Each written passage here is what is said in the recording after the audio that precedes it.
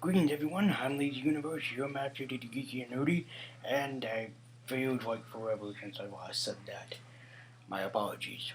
So you're probably wondering why I'm here sitting in front of my television and everything, and instead of being in animation form. Well, just a quick thought before we get into the review of today.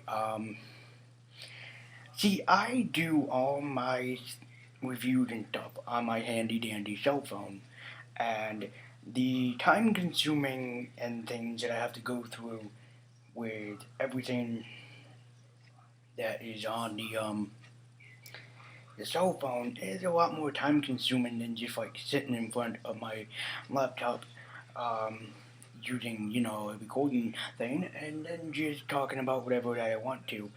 Cause see, I wanted to experiment with the animation, give it a try. Maybe in the future, at some point, we'll probably try it again. There is no guarantee though. I'm not saying that it's going to be like, wow, I just did it again. It's like a 50-50 at this point in time, but it feels like forever since I've done this. Because I've done a total of 22 episodes um, in animated form. So it kind of feels like forever since I've been in first person view, so to speak. So, anyways, today we are talking about Batman Returning to Caped Crusaders. And see, here's the thing. I've been a big fan of the Adam West Batman ever since I was a little boy. This is actually, I think, the very first Batman that I was introduced to. At the time, way before Kevin Conroy, and I have huge respect for Kevin Conroy. Kevin Conroy is my Batman, so to speak, but Adam West holds a special place in my heart. Now, if you've never heard of the original Batman, the animated series, if you've never heard of what is the original Batman, the animated series, don't worry, I'll try to catch you up. See, in the 60s, they had an idea to bring Batman to the TV screen back in the day. But the problem was that they wanted to go into the comic book variation. They wanted to be darker. They wanted to be grittier. They wanted to have good, dark stories, sort of like the before era of the animated series, so to speak. And when they were done with the filming day, they were like, "Well, we have it. We're brilliant, and everything." And when it came to the screening, everybody was making fun of it, and they realized like, oh my god, we are such big failures. But then they realized, oh my god, we turned it into a successful franchise. We turned it into something that is successful, and thus was born of Batman. So it started Adam West and it started Burt Ward. So there you go. So it lasted from 1966 until I believe in the 70s. It lasted like 5 seasons. It later on brought aboard Batgirl, and it was a very innovative show at the time. It brought even in different villains who don't believe were actually canon in the Batman mythos. Of course, there's Joker, Riddler, Catwoman, Penguin, but then there's other ones like King Tut, who I don't believe is in the Batman mythos, Bookworm. They brought in Mr. Freeze, I think only once or twice. They haven't brought him in that many times. Back when he was known as Mr. Zero, yeah. If you're a Batman fan, then you will absolutely know that the before era of Mr. Freeze was not Mr. Freeze, it was Mr. Zero. So there was a big jump in between the gaps there. There was an attempt, and we'll talk about this in another video too, or maybe in further details. There was an attempt to bring William Shatner on the old show, Batman, and what happened there was that, well, William Shatner was very busy doing Star Trek and could not make time to become Two-Face on the Batman series. So he did have a role to become Two-Face. It didn't happen until later on in 2016. But yes, this is Batman Returning to Caped Crusaders. So yes, very sexy packaging. And she was, ooh, I'm too sexy for my kids. So yes. It stars the voice talents of Julie Newmar, who is voiced Catwoman, Batman, voiced by Adam West. Of course, you might remember Adam West. in case you're sitting there shaking your heads, he did voice Mayor West on Family Guy for the longest time, so you probably remember him better that way. And Burt Ward, who voiced his role as Robin. Now, in case you're wondering, like, is this going to be not that great of a successful series? If you're wondering, like, this isn't gonna be like what I grew up with, is it? It's exactly what you grew up with. There was just nothing different about it. It is what you grew up with back in the past. You probably are a little bit afraid that it's not what you grew up with, but I have to guarantee you, everybody, that it is what you grew up with. It's the same Batman. It's the same Batman that you grew up with. It's the same biff, bam, pow, zip, wham, kablamo type of deal thing. But there is a different story compared to this one. So it starts off like the original Batman series, with the narrator like Gotham by night, that type of deal thing. They should have used the narrator a lot more. Um, I don't see why they didn't really use the narrator. They could have used the narrator a whole lot more to their advantage. They sadly didn't use him much to their advantage. Um, because I would have loved it if they just did like a joke cut in the middle of the movie and went, so join us next time, same bat channel. They never did that. So I was a little bit upset by that. I was like, but I really wanted to see something like that. So it brings back the older crew from Batman, Joker, Penguin, Catwoman, and Riddler, who all team up to try to take over the world. And this time there's more of a bigger story here than what there used to be in the original Batman movie. So this time, it's a lot more of an effect thing. It's still jokey. You can still feel the 60s cheesiness in it, which is not something that I am against because, again, as a guy who grew up with this Batman, it is hard not to get a good smile or a good chuckle out of it. So there are a few things I have to disagree with, but we'll get to that at the ending of it here. The voice actors who come back, who do Joker, Penguin, Riddler, all do it fantastically. There are people who can do very good imitations. So I was just curious if they ever really have decided to use these people. I gotta admit, for Penguin, it would have been nice to hear like a little Burgess Meredith in his voice. You know, take true the pluck of feather out of the sky, Batman. That's what I was expecting.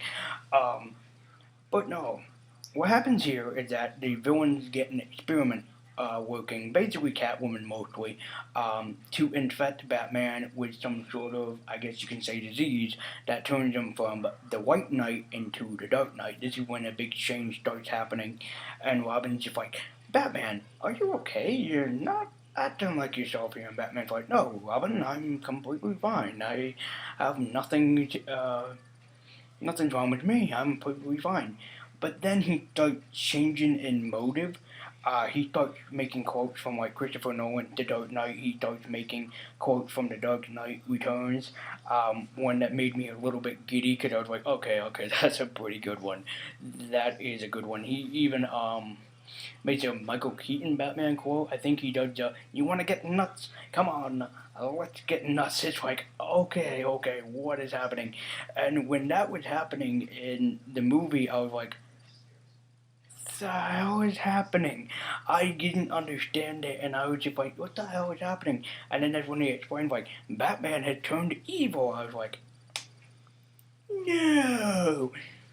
So the villain got what they wanted. They turned Batman evil, but there in their attempt, they thought turning him evil would mean, okay, now we can use him to take over Gotham City. No, that is not what we can do.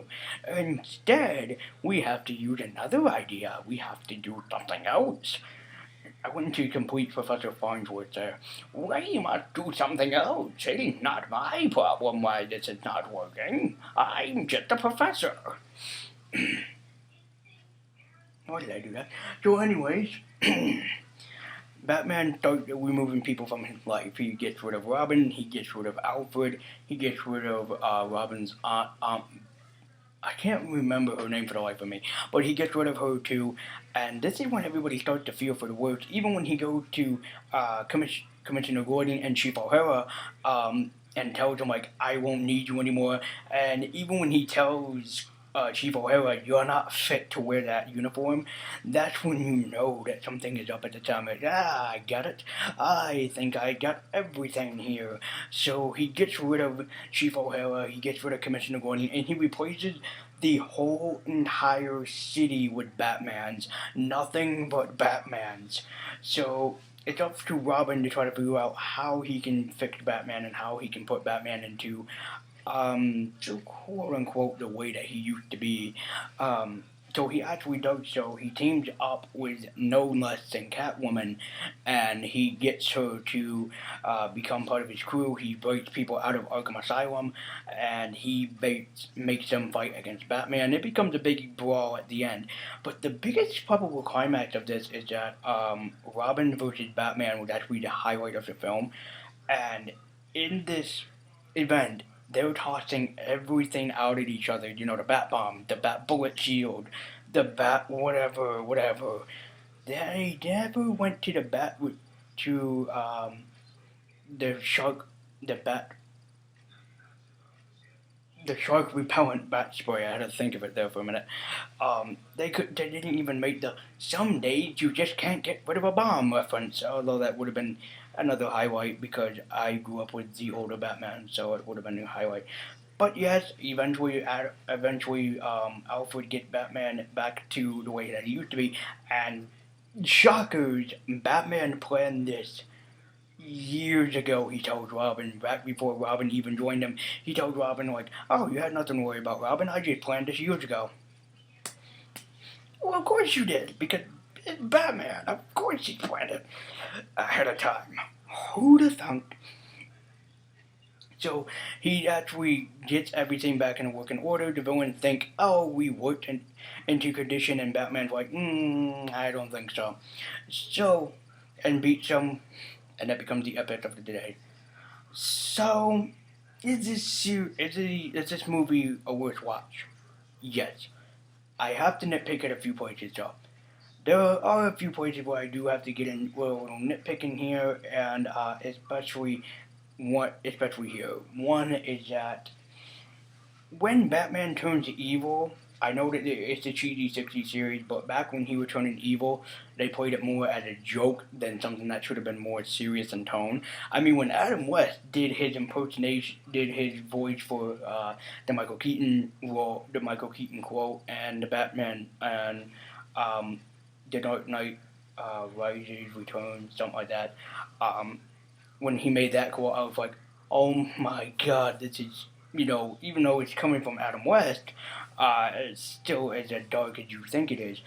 And later, when they lose that atmosphere, when Batman clones himself, and just starts making a bunch of Batman clones just to do all the dirty work, it really feels like there should have been more there, and sadly, there was like little to lackluster.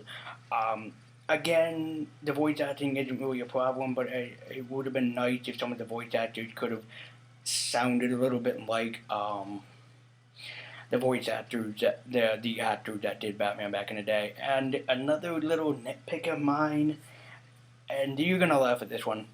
They should have drawn in Cesar Romero's mustache. Okay, if you guys don't know, back when Cesar Romero was doing Joker, he always had his mustache underneath the makeup, and they yelled at him so many times, like, "Caesar, you need to remove your mustache," and he never would because he would always like, "No, nope, I gotta have my mustache." So they painted over it, and in a lot of the episodes you can still see the mustache on his lip. But I gotta admit, you can't have everything that you want. But for Batman Return of the Caped Crusaders, it definitely is worth a good look. It's worth a watch. There is some adult humor that kids wouldn't get, but adults would. And then the adult would be sitting there kind of giggling or laughing, and the kid would be going, "I don't get it," and you'd be going, "Never mind." So it's a great big breath of fresh air compared to everything else that was introduced into the older series at a different time. So do I recommend this? Hell yeah. It's still a good movie, even still to this day. The animation is superb, the voice acting is great. The story is, well, it's jokey because it's the 50s, the 60s in this universe, and this comes off canon from the Batman 66 that DC also released after the huge success of Batman Return of the Caped Crusaders.